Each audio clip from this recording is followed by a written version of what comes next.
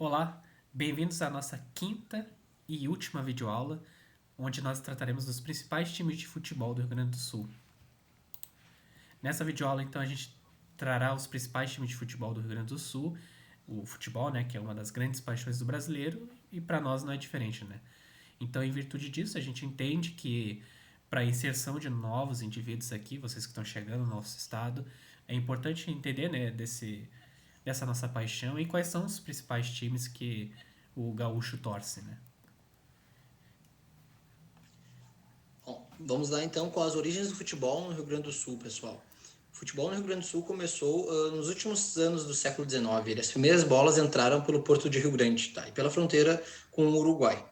Na cidade de Santa Maria, por exemplo, o primeiro clube de futebol surgiu apenas em 1911, o Internacional. Este que não é o mesmo Internacional de hoje em dia de Santa Maria, tá? E o Rio Grandense, no seu ano seguinte. Em Pelotas também, tá? É mais na região central, o futebol foi apresentado em 6 de outubro de 1901, com uma exibição no Parque Pelotense e no bairro Fragata. Em 1903, houve uma apresentação do Esporte Clube União, também de Rio Grande. Porém, os primeiros clubes de futebol que surgiram em 1906 foram o Esporte Clube Pelotas, né, o Pelotas, hoje conhecido da cidade de Pelotas, e em 1908 o Grêmio Esportivo Brasil de Pelotas. Então, vou falar um pouquinho sobre essa disseminação do futebol, né? Essa disseminação que ocorreu por causa da influência uruguaia e argentina, né? Que foi quando o futebol começou a despertar o interesse dos brasileiros, né? Então, em 1902, surgia o 14 de julho de Livramento, segundo clube mais antigo aqui do nosso estado, e o terceiro mais antigo em atividade no Brasil, né? Então, como esse time aí foi importante na disseminação do futebol, os seus fundadores costumam cruzar a fronteira, né, para jogar o chamado futebol, o pelota pata, o jogo da bola, né, como era dito antigamente. Então, a atividade ela foi mencionada pelo jornal de La France de Rivera, no Uruguai, em 1902.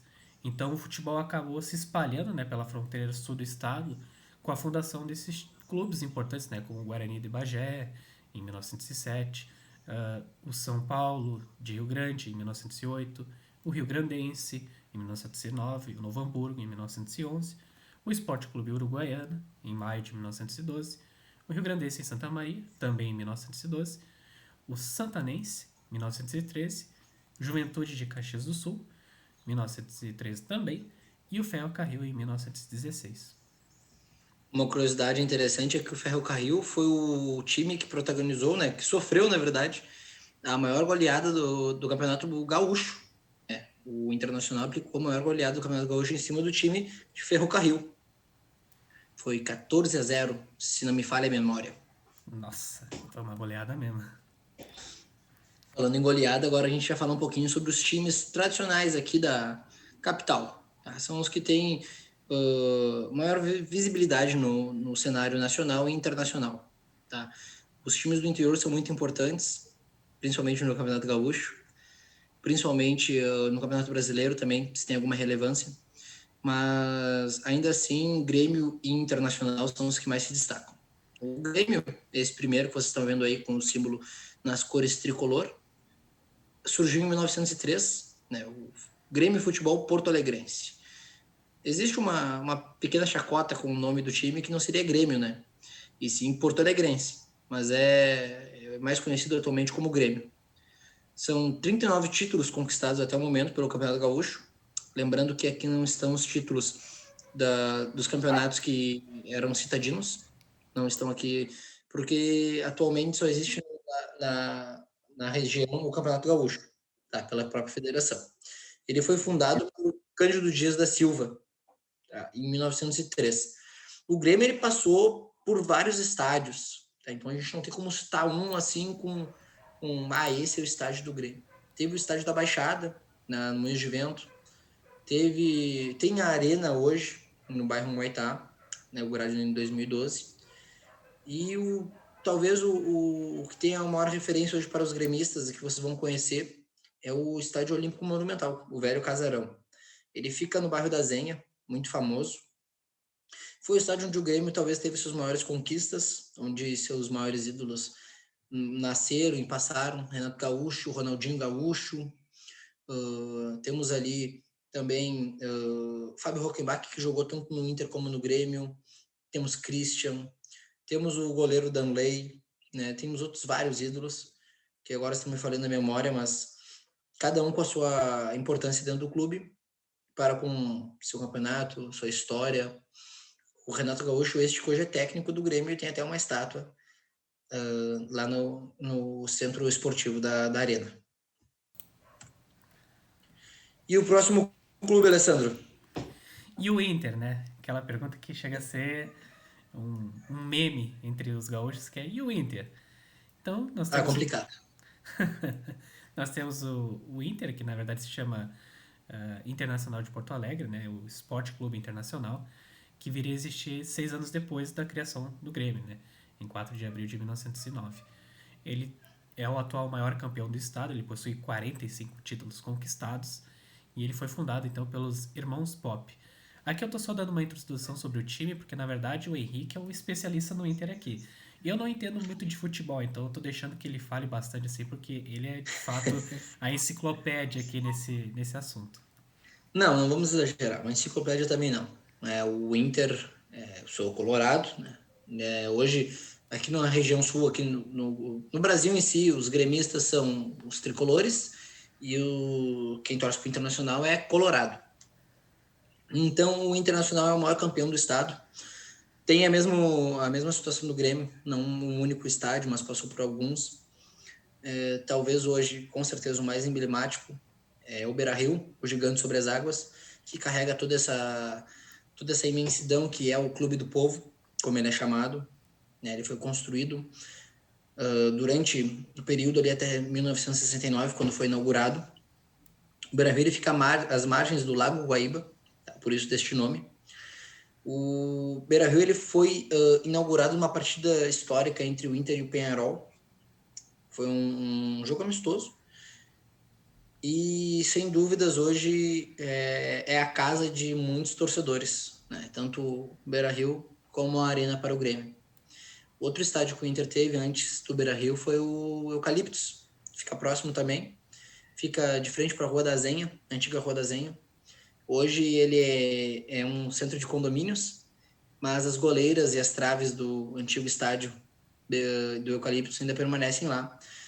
E esse estádio do Eucaliptus teve a honra de ter em seus campos o rolo compressor, que a gente vai falar em sequência aqui nos nossos slides. E o Internacional hoje, como o Grêmio, são considerados o Inter, por parte da torcida colorada, como o campeão de tudo, né? Ambos têm taças internacionais, campeões do mundo, Libertadores da América, que é muito importante aqui na região sul, né? Pela peleja. Brasileirão, o Inter ganhando invicto em 79, o Grêmio sendo tricampeão da América. Então, cada um tem sua história, cada um tem seus ídolos. O Inter com o Fernandão, D'Alessandro, o Grêmio com o Renato Gaúcho, o Ronaldinho. E, com certeza, fazem a alegria de muitos torcedores. Mesmo hoje, o Grêmio estando numa fase um pouquinho melhor. Então, tratando já da Federação Gaúcha de Futebol, né? Essa que é a principal federação que regula, né, o esporte aqui no nosso estado. No dia 18 de maio de 1918, né, vários dirigentes do futebol da época se reuniram, né, para tratar sobre como seria regulado o esporte no estado. Então, eles se reuniram no centro de Porto Alegre, né, no centro histórico, e foi definido, então, como o primeiro congresso do futebol do Rio Grande do Sul, por causa dessa reunião com vários dirigentes, né, de várias cidades. Então, a ideia era unir as ligas existentes pelo Rio Grande em uma única só, para a realização de disputas estaduais. Assim, então, nascia, né, a Federação Rio Grandense de Desporto, hoje conhecida como Federação Gaúcha de Futebol, e ela foi reconhecida oficialmente pela CBD, né, que é a Confederação Brasileira de Desportos, no dia 10 de agosto. Vamos passar agora, Alessandro, para os campeonatos regionais. Tá. Primeiro campeonato, que seria disputado por Cruzeiro, campeão de Porto Alegre, Brasil de Pelotas, campeão de Pelotas, e 14 de julho, campeão de Livramento, foi cancelado em virtude da febre espanhola. que assolou o estado. Assim, o gauchão, né, como é chamado hoje o Campeonato Gaúcho, iniciou em 1919, com a participação do Grêmio, Brasil de Pelotas, 14 de julho de Livramento. O estadual nos primeiros anos era dividido em 4 regiões, e os vencedores de cada região disputavam o título gaúcho. A primeira região sendo pelos campeões de Porto Alegre, São Leopoldo e Caxias do Sul. A segunda região era disputada pelos clubes de Bagé, Rio Grande e Pelotas. A terceira pelas equipes de Santa Maria, Cachoeira e Tupiracitã, Passo Fundo e Cruz Alta. E a quarta tinha os clubes de Livramento e Uruguaiana, né, mais à fronteira. Em 1919 e 1920, a terceira região não teve representantes nas finais do estadual. Esse sistema de disputas por regiões permaneceu até 1960, quando foi disputado pela última vez. Ele foi deixado de lado, né, para se tornar o brasileiro o Campeonato Gaúcho que nós temos hoje de pontos corridos, com algumas diferenças, né, em relação à disputa de títulos e quantos jogos eram para chegar à final, se tinha quartas, oitavas, semis. Essa Então, parte é interessante. Essa parte é bem legal de falar. Futebol entre as década de 40 e 50, Alessandro. então, tratando já um pouquinho sobre essas décadas, né? A gente fez aqui um resumão, né, das décadas do futebol. Então, entre 40 e 50, o futebol ele se consolida, né, na sua popularização, deixando de ser um esporte elitista, porque antigamente só quem jogava futebol era quem tinha, né, aquela grana, aquele poder aquisitivo, que era para, né, era um esporte praticado só entre os ricos. Então vai ser entre 40 e 50 ali que vai surgir, né, o famoso rolo compressor, que o meu colega mencionou, que é equipe de grandes craques do Internacional. Então, vai ser ali que vai se popularizar o futebol no nosso estado entre essas décadas. Décadas de 60 e 70, Henrique. Só queria fazer um adendo ao rolo compressor. Para quem conhece o maior futebolista brasileiro, que é o Pelé, o rolo compressor, na época do rolo compressor, amassou o time do Santos, com o Pelé e companhia. Décadas de 60 e 70, os clubes do Rio Grande do Sul, principalmente através do Grêmio Internacional, alçam reconhecimento nacional com a criação do Campeonato Brasileiro de Futebol. E os clubes gaúchos passam a disputar este campeonato, com o Internacional sagrando-se tricampeão brasileiro invicto em 79. Campeonato este que teve o maior número de clubes participando, e o Inter saiu invicto.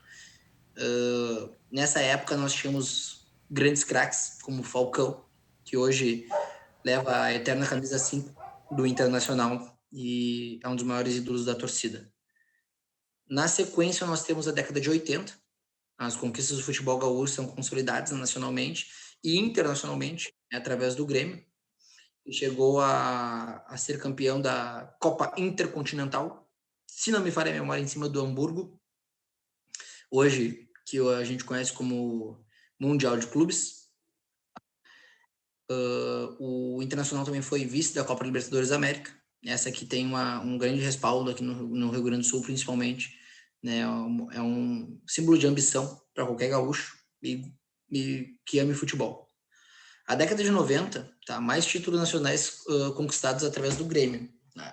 A conquista do bicampeonato da Copa Libertadores, pela primeira vez de um clube do interior do gaúcho, sagra-se campeão nacional. O Juventude é campeão da Copa do Brasil de 1999. Então, aí a parte do interior gaúcho, como eu disse, ela é importante também, se mostra eficaz e se sagra campeão da Copa do Brasil de 1999. Falando então da década de 2000, né? É a vez do Inter conquistar o bicampeonato da Copa Libertadores, 2006, e também em 2010, o Mundial de Clubes da FIFA, né? Em 2006 também. A inédita Copa Sul-Americana de forma invicta, em 2008, para o futebol gaúcho, colocando definitivamente o futebol do Rio Grande do Sul no mapa do futebol mundial, né? Então é nesse momento que o Inter, né, alça esse patamar do mundial. Já na década de 2010, né, mais próximos da nossa atualidade, 5 anos após o Internacional conquistar o bicampeonato da Recopa Sul-Americana, em 2011, é a vez do Grêmio voltar a ser campeão com o título da Copa do Brasil em 2016, a Copa Libertadores em 2017 e o bicampeonato da Recopa Sul-Americana em 2018. Nessa parte nós temos uma inversão, onde na década de 2000 o Grêmio se passa por algumas dificuldades, caindo para a Série B do Campeonato Brasileiro, que seria a segunda divisão, saindo da divisão de elite, e o Inter ganhando o mundo. E na década de 2010, agora, o Inter inverte o lado, também deixando de estar entre a elite do futebol brasileiro, no ano de 2016, mesmo ano onde o Grêmio se sagrou campeão da Copa do Brasil. Então vocês imaginam o sentimento que nós apresentamos aqui para vocês nas outras aulas sobre o bairrismo, sobre a questão da rivalidade entre Rio Grande do Sul e os demais estados, do Rio Grande do Sul e a União, no futebol não é diferente, né? O Grenal, o clássico Grenal, ele é inigualável hoje, um dos maiores clássicos do futebol mundial. Se não, o primeiro está ali entre o top 3, com certeza. Eu sou bairrista, então com certeza o Grenal é o maior clássico mundial, sem dúvidas, né? Onde tem uma das maiores rivalidades. E é com certeza um evento aqui no Rio Grande do Sul, né? Então, se tem Grenal, pode ter certeza que vai ter toda uma comoção em volta desse evento que é, né, esse grande clássico do futebol, né? Antes das considerações finais, Alessandro, eu só queria fazer mais um último adendo. Em relação a essa questão bairrista e essa rivalidade entre Rio Grande do Sul e Brasil, foi disputado no Beira-Rio uma partida, isso um tempo atrás, entre a seleção do Rio Grande do Sul, que só tinha jogadores do Rio Grande do Sul, contra a seleção brasileira. Uma seleção brasileira muito forte na época, já contava com Rivelino, já contava com grandes laterais, participaram e ganharam Copas do Mundo, e o Rio Grande do Sul empatou em 3-3, né? Sendo esse o jogo que teve mais públicos no estádio Beira-Rio. Se não me falha a memória, 102 mil pessoas compareceram ao estádio. Então, desde aí vocês já imaginam como que é essa relação quando toca o hino do Brasil e quando toca o hino do Rio Grande do Sul durante um jogo de futebol aqui no Rio Grande do Sul. É verdade. Então a gente já parte agora então para nossas considerações finais, né? O que a gente tentou aqui, na verdade, foi não só apresentar os principais times do nosso estado, mas por meio dessa paixão, né, que é o futebol entre os brasileiros, e é claro que entre nós gaúchos não seria diferente, né? O futebol ele faz parte do cotidiano de diversas regiões do nosso estado. Então, em razão disso, que a gente utiliza o esporte, né, essa que é uma ferramenta social, enfim, e também uma ferramenta do lazer, né, um ato de lazer, para que as pessoas se insiram no nosso meio por meio do esporte, dessa paixão e também de conhecer, né, a trajetória desses clubes que levaram o futebol gaúcho a níveis mundiais, né, a níveis de reconhecimento mundial. Então aqui eu trago também as nossas referências bibliográficas, né, as imagens que nós tiramos da internet, no caso ali do escudo do Grêmio e o logo do Internacional, e aqui artigos e outros sites que nós utilizamos para as nossas pesquisas. Nós agradecemos que vocês tenham assistido às nossas videoaulas, desde a primeira até a nossa quinta videoaula e última, e a gente espera que a gente tenha conseguido, por meio dessas videoaulas, fazer com que vocês entendam um pouco mais sobre a nossa história e a nossa cultura, né? E que vocês se sintam bem acolhidos no nosso estado. Foi um prazer estar aqui com vocês durante esse período de videoaulas. Espero que vocês tenham gostado e espero ter despertado aí, junto com o Alessandro, alguma curiosidade em vocês, que vocês saiam a pesquisar ou conhecer esses monumentos, pontos turísticos que nós citamos durante as videoaulas. Um abraço e até a próxima, pessoal. Até a próxima.